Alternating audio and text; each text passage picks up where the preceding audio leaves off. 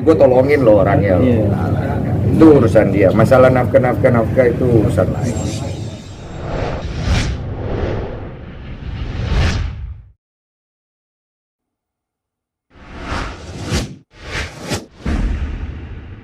Tadi kita ditanya 23 pertanyaan, terus mengenai kronologi, terus juga yang terkait apa saja, beserta dengan barang bukti apa, semuanya sih lengkap ya tadi Pak ya. Ada yang mau tambahin? Tadi udah disampaikan juga. Jadi kalau kita kan memang melihat ini kan kasus yang terkait dari 10 tahun yang lalu dan ingin kita selesaikan secara hukum dengan kerugian-kerugian dalam bentuk material, imaterial.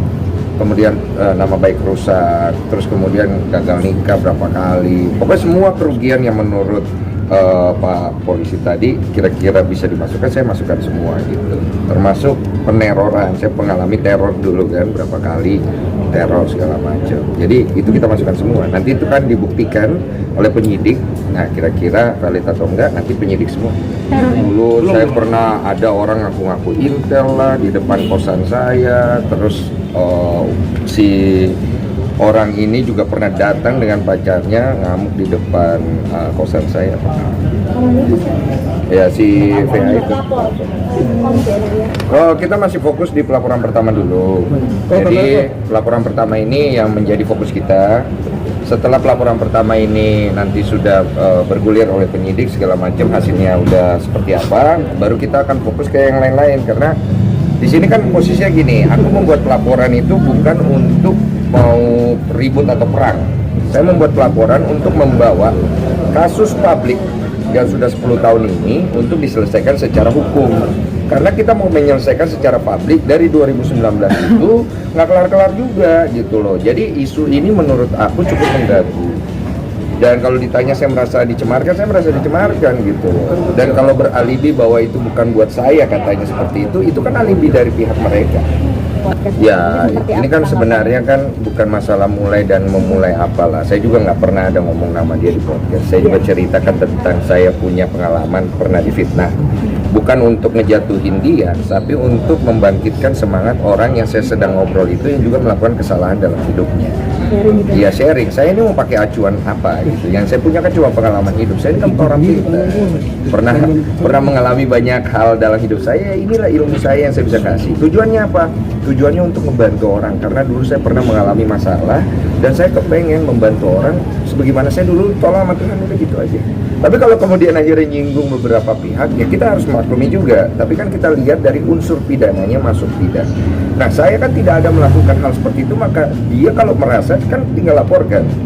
Saya merasa kemarin saya laporkan gitu, dan saya lihat unsur itu bisa masuk ke dalam unsur pidana dan dibantu oleh kuasa hukum saya, itu kita luruskan secara hukum. Jadi gini, tujuan kita itu bukan untuk memenjarakan siapa-siapa. Tujuan kita adalah membawa kasus publik ini ke ranah hukum supaya edukasi hukumnya ada.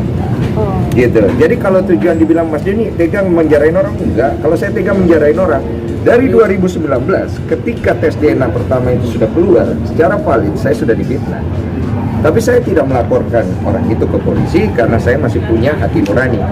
Nah, karena sudah seringnya diulang pola-pola ini dan beralibi, membangun opini, menciptakan asumsi, saya pikir ini arahnya nggak bagus buat keluarga saya, nggak bagus buat anak yang dia bilang, anaknya dia yang dia bilang mengalami dampak mental psikologi kan, nggak ada bagusnya. Jadi kita bawa ke ranah hukum supaya dihukum, diselesaikan dengan baik, jadi edukasi yang bagus.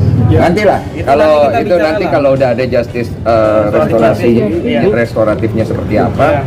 Nanti kita lihat, tapi poinnya kita di sini kan bukan mau bikin pelaporan terus kemudian bergimik, bukan itu. Kita tidak sedang bergimik di sini. Kalau memang dari penyidik menyatakan ini P21 masuk ke proses pengadilan, kita ikut semua sampai endingnya di mana gitu. Kan babangnya sudah ngomong, wah kan saksi kalian loh saksi. Jadi kan udah oke aja, mau di mana aja boleh. Saya nggak pernah dikabar-kabarin apa-apa. Saya belum ada obrolan sama pihak sana belum untuk tes DNA selanjutnya? Saya sudah ngubungin bapak pengacaranya secara pribadi langsung. Saya nggak tahu itu dia atau bukan dia.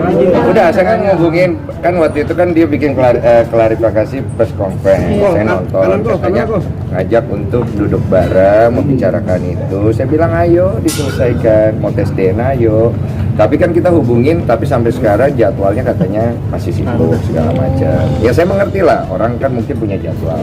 Saya pikir kalau memang serius ya harus diselesaikan cepat kan gitu. Karena dari pihak kami kan dari awal ayo, mau jam itu, jam ini, jam apa. Tapi akhirnya kan dari perkataannya merujuk bahwa ini tes DNA kan kenapa harus merasa.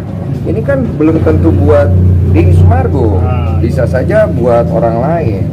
Saya pikir kok arahnya di publik jadi ngawur gini. Jadi kita pikir ya sudahlah, dilaporkanlah secara hukum biar jelas apakah masuk unsur pidananya atau tidak. Oke. Dan kemudian masalah tes DNA ini kalau dia merasa bukan buat saya ya sudah nggak usah tes DNA. Nanti kalau dari pengadilan memutuskan ada tes DNA lagi, kita ikut pengadilan lagi. Beres kan? Gitu. Karena kan dari gua pribadi dari awal dia meminta tes DNA secara publik untuk adu ayam lah istilahnya, adu publik gitu kan oke. Tes DNA pertama aja gue yang nyari, ayo tes DNA segala macam untuk menyelesaikan masalah ini. Gini loh, satu orang pengen nyelesain masalah, yang lain tidak terlihat ingin menyelesaikan masalah, tidak akan selesai masalahnya. Dan kalau tidak dipayungi oleh hukum, tidak ada tengahnya ini, nggak kelar-kelar ini barang, capek gitu loh. Yang untung kan kalian ya. Bonding kamu dengan aku. Dengan adanya kasus ini. Ya bonding baik-baik saja. Istri juga terlihat sangat support banget. Cuma yang gue khawatirkan kan kita juga punya planning secara suami istri untuk kedepannya dan lain-lain yang gue nggak usah sebut lah. Ya gue nggak mau terganggu aja gitu. Karena gue sebagai kepala rumah tangga punya tanggung jawab gitu loh. Dengan adanya masa lalu gue yang kembali di up, saya harus nunjukin sikap. Karena seorang laki-laki itu pernah bikin salah harus bisa tanggung jawab. Maupun di sini orang mungkin ngelihat saya, wah Mas Denny udah benar segala macam, bukan itu fokus saya. Fokus saya adalah saya ingin orang tahu kalau saya tanggung jawab sebagai kepala rumah tangga. Ya, udahlah, nggak usah dibahas. Nanti gini loh, gue nggak mau jual kesusahan gue. Gue tuh udah susah, udah gak usah dijual lagi.